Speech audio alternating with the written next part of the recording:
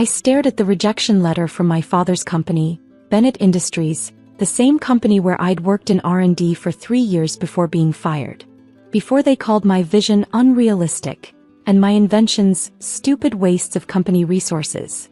Ms. Elizabeth Bennett, thank you for your patent submission. Unfortunately, your solar energy storage solution does not align with our current business objectives. I laughed bitterly, thinking back to that final confrontation in Dad's office 18 months ago. For God's sake, Elizabeth, he'd shouted, throwing my prototype designs across his desk. Stop wasting time on these stupid inventions. We're an oil and gas company, not some green energy startup. The world is changing, Dad, I'd argued. Renewable energy is the future. My battery design could revolutionize. Enough. He'd slammed his hand down. Either focus on our core business or clear out your desk. I'd looked at him, then really looked at him. Richard Bennett, CEO of Bennett Industries, stuck in the past while the future rushed forward without him. I choose door number 2, I'd said quietly, gathering my designs. I quit. You'll never make it on your own, he'd sneered. These ridiculous dreams of yours will bankrupt you.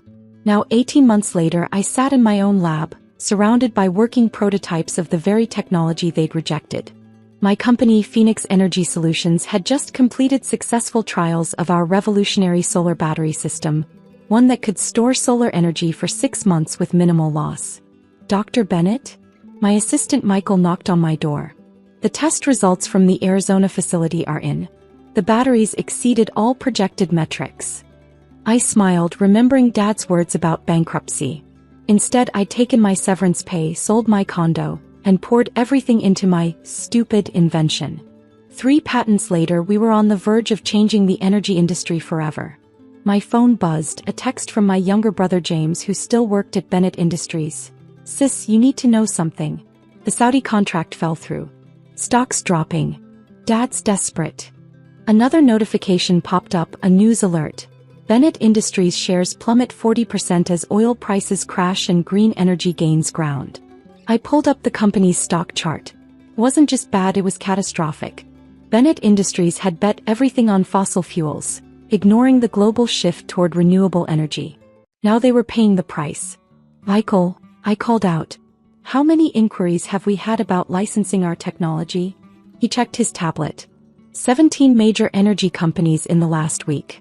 None from Bennett Industries, though. They'll call, I said confidently. They're just too proud to admit they need the technology they called stupid. Right on cue, my phone rang. Bennett Industries' corporate number. Elizabeth Bennett, I answered professionally. Elizabeth, my father's voice was strained. We should talk. About what? My stupid inventions? My ridiculous dreams? The industry is changing, he admitted reluctantly. We need to adapt. Your battery technology, we'd like to make an offer. I thought about the nights I'd spent sleeping in my lab, the savings I'd burned through, the doubts I'd pushed aside. I thought about every time they'd mocked my vision of the future. I'll have my lawyers send over our standard licensing terms, I said coolly. No, he interrupted. We want to buy the patents outright. Name your price. I looked around my lab at the technology that would power the future, the dream they'd called stupid. Sorry, I replied. Stupid dreams aren't for sale. Then I hung up, smiling as another news alert popped up. Phoenix Energy Solutions revolutionizes solar storage. Industry insiders predict market disruption. Sometimes the best revenge isn't selling out. It's proving exactly how wrong they were to count you out. My phone buzzed again, probably Dad making another offer. But I was too busy changing the world to answer. After all, stupid dreams take a lot of work to turn into brilliant realities. The next few weeks were a hurricane of activity. As Bennett Industries' stock continued to plummet, Phoenix Energy Solutions was making headlines everywhere.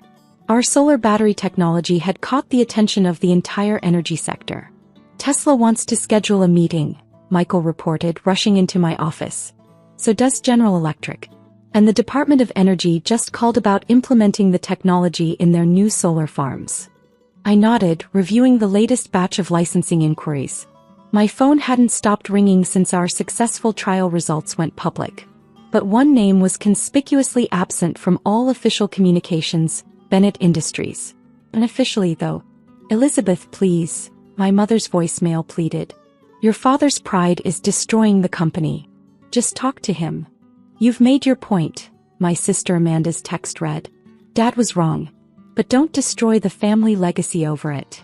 I sat back in my chair looking at the view from my new office. The stupid inventor now had a corner office in a gleaming downtown building, while Bennett Industries stock hit new lows every day. Dr. Bennett? Michael appeared again. Your brother James is here. He says it's urgent. I sighed. Send him in. James looked terrible. His usually immaculate suit was wrinkled, dark circles under his eyes betraying sleepless nights. It's worse than we thought, he said without preamble. The board is meeting tomorrow. They're talking about forcing Dad to step down. Not my problem, I replied, turning back to my work. Lizzie, he used my childhood nickname. The company will fail without your technology. Thousands of people will lose their jobs. People who had nothing to do with how Dad treated you. I looked up sharply. Don't try to make me feel guilty for their failure to adapt. I tried to warn them years ago. I know, he said quietly. I was there, remember? I saw how they treated you. But I also saw how many nights you spent in that R&D lab, how passionate you were about changing the industry. Do you really want to see it all collapse when you could help? Before I could respond, my phone buzzed a news alert. Bennett Industries board calls emergency meeting, position in jeopardy. I pulled up the company's stock chart. Another 15% drop today alone. At this rate, the company my grandfather had built wouldn't survive the quarter. The board wants to meet with you, James added. Not Dad, the board. They've reviewed your original proposals from 3 years ago. They want to know if it's too late to implement your vision for the company's future. I stood up and walked to the window looking out at the city skyline. Somewhere out there was the Bennett Industries building, where I'd once dreamed of revolutionizing energy technology. Where they'd called those dreams stupid.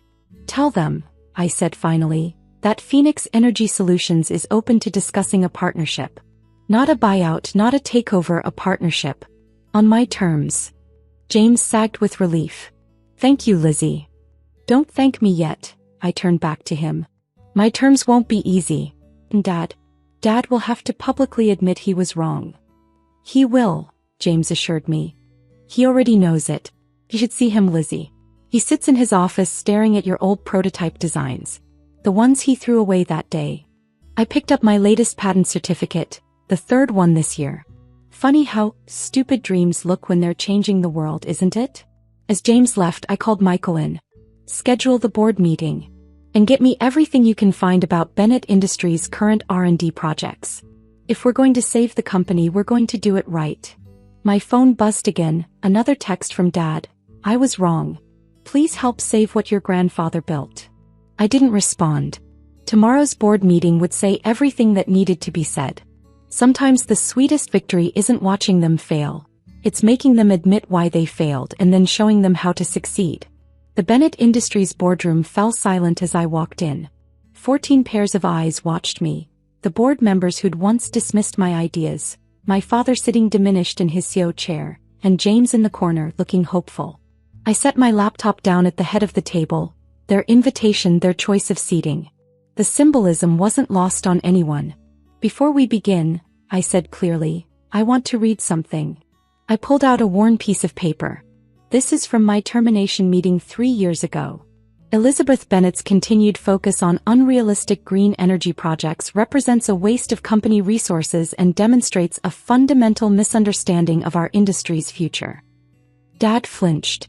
He'd written those words himself. Now, I continued, pulling up my presentation, let's talk about that future. The next hour was a comprehensive breakdown of how Phoenix Energy Solutions could save Bennett Industries. Our battery technology was just the beginning. I laid out a 5-year plan for transitioning the company from fossil fuels to renewable energy leadership. This is extraordinary, the board chairman admitted. But the cost will be nothing compared to the cost of extinction, I finished. Your choice is simple, evolve or die. We'll need to restructure the entire company, another board member pointed out. Yes, I agreed. Starting at the top. All eyes turned to my father. He stood slowly, straightening his shoulders. I hereby resign as CEO of Bennett Industries, he said, his voice rough. And I recommend my daughter Elizabeth as my replacement. The room erupted in whispers. I held up my hand. No, I said firmly. I don't want to be CEO of Bennett Industries. I want to merge our companies. Phoenix Energy Solutions and Bennett Industries become Bennett Phoenix, a new company, leading the green energy revolution. Kosis, I continued, looking at my father. You handle the transition of existing infrastructure. I lead innovation and future development. We work together as equals. Dad's eyes met mine, and for the first time in years I saw something there besides disappointment. Pride. The board will need to vote, the chairman said. Of course, I smiled.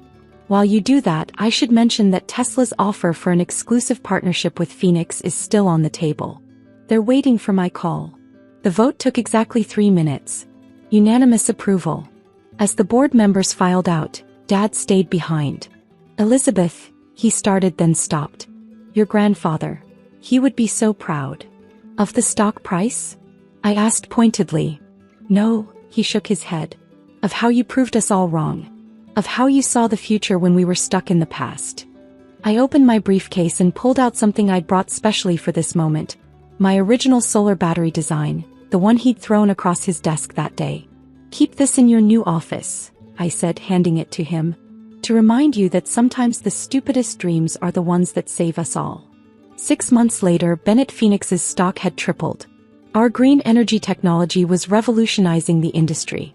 Dad and I had weekly dinners to discuss company strategy, gradually rebuilding our relationship along with the company. The plaque outside my office read, Elizabeth Bennett, co-CEO and Chief Innovation Officer. Next to it hung a framed copy of my termination letter, and below that a simple quote. Stupid dreams aren't for sale, they're for changing the world. Sometimes the best revenge isn't just proving them wrong. It's showing them a better way to be right. And sometimes, the dreams they call stupid are exactly what they need to save themselves.